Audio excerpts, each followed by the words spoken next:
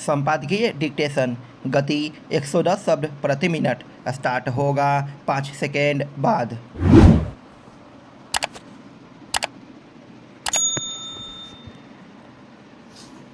Start.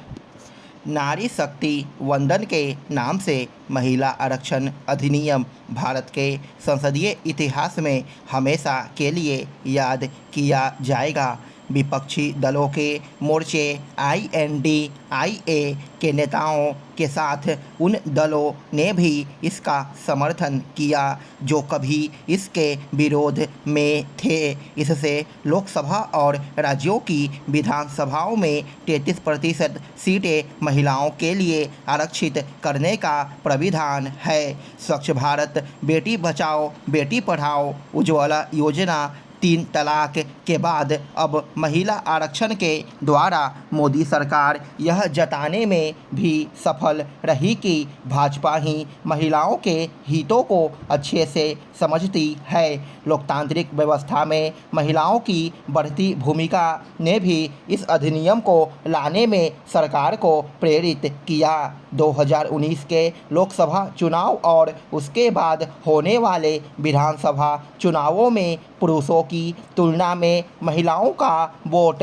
प्रतिशत तेजी से बढ़ा है। रिपोर्ट के अनुसार 60% से अधिक वोट महिलाओं द्वारा किया जा रहा है। लोकसभा और विधानसभाओं में महिलाओं की संख्या बढ़ने से न केवल राजनीतिक परिदृश्य बदलेगा बल्कि आर्थिक गतिविधियों में महिला सहभागिता में भी वृद्धि होगी। वित्त वर्ष 2020-21 में देश के कुल श्रम बल में 25.1% महिलाएं थीं।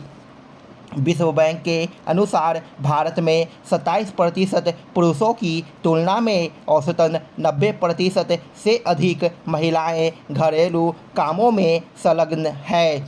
नवीनतम राष्ट्रीय परिवार स्वास्थ्य सर्वेक्षण के अनुसार 15 से 49 वर्ष की केवल 32% विवाहित महिलाएं ही रोजगार में संलग्न है, जबकि इसी आयु वर्ग में पुरुषों का अनुपात 98% है। वैश्विक अनुपात से तुलना की जाए तो भारत में महिला श्रम बल आधा ही है। शिक्षा, स्वास्थ्य, विज्ञान एवं तकनीकी आदि क्षेत्रों में महिलाओं का योगदान काफ़ी कम है। विश्व बैंक के अनुसार यदि किसी देश की 50% आबादी गैर उत्पादक कार्यों में संलग्न हो तो वह कभी भी अपनी संभावनाओं का अनुकूलतम उपयोग नहीं कर पाएगा। कोई भी देश तभी विकसित बनता है जब उस देश की महिलाएं उत्पादन प्रक्रिया में सक्रिय भूमिका का निर्वाह करती है। महिला आरक्षण से न सिर्फ देश की राजनीति की दशा एवं दिशा बदलेगी बल्कि देश के आर्थिक दृष्टिकोण को भी मजबूती मिलेगी और देश में श्रम बल की स्थिति पर भी इसका सकारात्मक प्रभाव पड़ेगा। एशियाई विकास बैंक के अनुसार यदि उत्पादन प्रक्रिया में महिलाओं की भागीदारी बढ़ती है तो GDP में सालाना 4.2% तक की बढ़ोतरी हो सकती है। मैकिन्जी ग्लोबल के एक आंकड़े के अनुसार अर्थव्यवस्था में महिलाओं की भागीदारी पुरुषों के बराबर हो जाती है तो भारत की GDP में 60% से अधिक बढ़ोतरी हो सकती है। महिलाओं की श्रम में भागीदारी बढ़ने से न सिर्फ उत्पादकता में वृद्धि होगी बल्कि आय असमानता में भी कमी आएगी। आय स्तर बढ़ने से परिवारों की सामाजिक सुरक्षा, शिक्षा, स्वास्थ्य आदि पर गुणवत्तापूर्ण निवेश बढ़ेगा, जिससे मांग और उत्पादन क्षमता को प्रोत्साहन मिलने से मांग एवं आपूर्ति की श्रृंखला भी मजबूत होगी। परिणाम स्वरूप आर्थिक समृद्धि में बढ़ोतरी होगी एवं देश के समावेशी विकास को भी बढ़ावा मिलेगा। राजनीति में महिलाओं की भूमिका बढ़ने से आने वाले समय में जीवन के हर क्षेत्र में परिवर्तन दिखाई देगा। सामाजिक, राजनीतिक, बौद्धिक, सांस्कृतिक और आर्थिक संदर्भों में पुरुष एवं महिला के बीच जेंडर गैप भी घटेगा।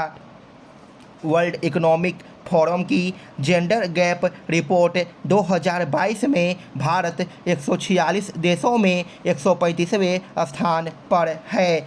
जेंडर गैप कम होने से उन सामाजिक बंधनों की पकड़ भी कमज़ोर होगी जो महिलाओं को ऊंची उड़ान नहीं भरने देते।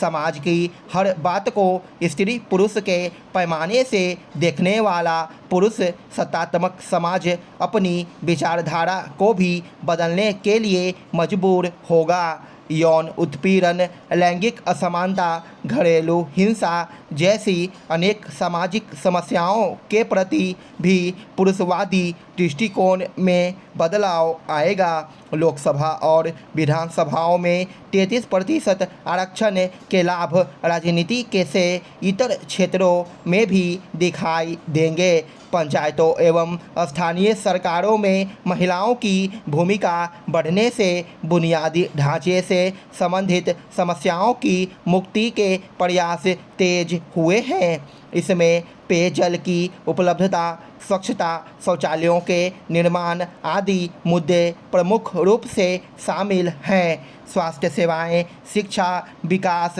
आदि गतिविधियों में भी महिलाओं की भागीदारी बढ़ी है। एक रिपोर्ट के अनुसार जिन क्षेत्रों में महिला विधायक हैं उन क्षेत्र में आर्थिक विकास पुरुष विधायकों के क्षेत्रों की तुलना में 1.8% प्रतिवर्ष अधिक रहा है एवं सामाजिक न्याय पर भी अधिक फोकस रहा है। चूँकि जनगणना और फिर परिसीमन के कारण महिला आरक्षण अधिनियम को लागू करने में अभी समय है, इसलिए महिलाओं को मानसिक रूप से तैयार करने के लिए सरकार को गुणवत्तापूर्ण शिक्षा और कौशल को बढ़ावा देना होगा। लड़कियों की शिक्षा केवल योग्य वर की तलाश के लिए न होकर उनके सर्वांगीण विकास से जुड़ी होनी चाहिए। स्कूलों, कॉलेजों एवं विश्वविद्यालयों में लड़कियों को नवीन तकनीक एवं प्रौद्योगिकी के साथ समन्वय सिखाने पर बल देना होगा, जिससे महिलाओं का रुझान स्टार्टअप की तरफ अधिक हो सके। समय की आवश्यकता अनुसार श्रम बाजार में सुधार भी करने होंगे, जिससे अधिक से अधिक महिलाओं को श्रम बल का हिस्सा बनाया जा सके। राजनीति में महिलाओं की भागीदारी से ही लोकतांत्रिक मूल्यों को सही मायनों में स्थापित किया जा सकेगा। यह सही है कि महिलाओं को समानता के मौलिक अधिकार प्राप्त हैं, परंतु महिला आरक्षण अधिनियम उन्हें व्यावहारिक अर्थों में पुरुषों के बराबर खड़ा करने का काम करेगा। स्टॉप।